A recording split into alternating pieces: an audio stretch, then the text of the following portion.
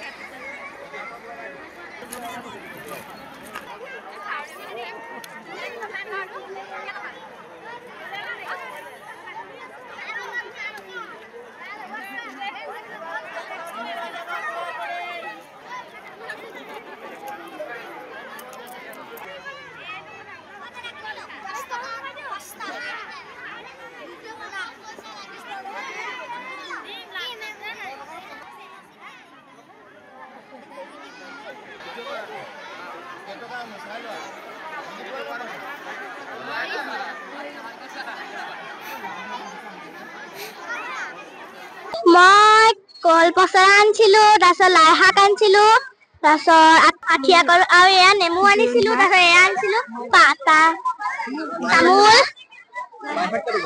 লাই শাক 10 টকা। এতিয়ালৈকে আমি 25 টকা মানহে হৈছে, 25-30 টকা।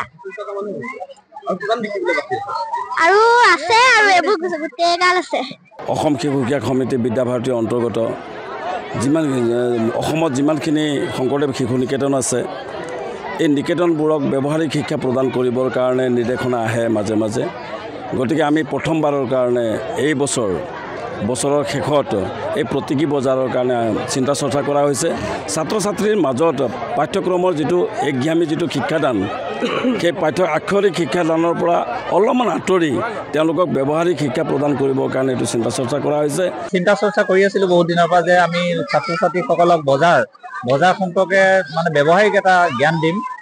বজাৰনো কি, বজাৰ কেনেকৈ বহে, বজাৰত কি ধৰণৰ কেনেকুৱা ধৰণৰ গ্ৰাহকৰ লগত কেনেধৰণৰ সম্বন্ধ, গ্ৰাহক কেনেধৰণে আকৰ্ষিত কৰিব লাগে, এনেকুৱা ধৰণৰ যিখিনি কথা। তাৰোপৰি পইচাৰ যিটো গাণিতিক ধাৰণা, অংকৰ যিটো ধাৰণা, তাৰোপৰি খুচুৰা পইচাৰ যিটো আদান প্ৰদান, এই গোটেই কথাখিনি এক ব্যৱহাৰিক জ্ঞান দিয়াৰ কথা আমি চিন্তা চৰ্চা কৰিছিলোঁ। আৰু সেই উদ্দেশ্য আগত ৰাখি আজি এই বজাৰখন আমি আয়োজন কৰিছোঁ ছাত্ৰ ছাত্ৰীৰ মাজত।